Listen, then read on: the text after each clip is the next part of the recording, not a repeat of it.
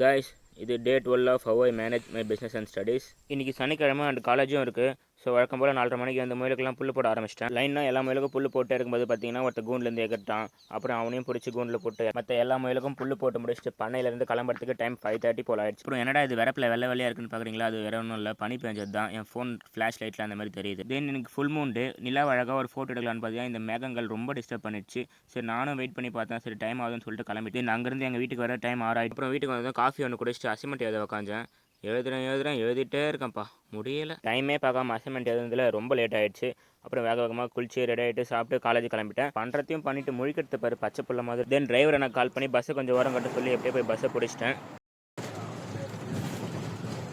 தென் இது நாள் 11ஓட ஃபுட்டேஜ். டே 11 உங்கள் எல்லாருக்கிட்டையும் ஏன் வீடியோ போடலன்னு சாரி கேட்கறதுக்கே டைம் கரெக்டாக இருந்ததால் அந்த வீடியோ நான் இதில் இன்க்ளூட் பண்ணிட்டேன்.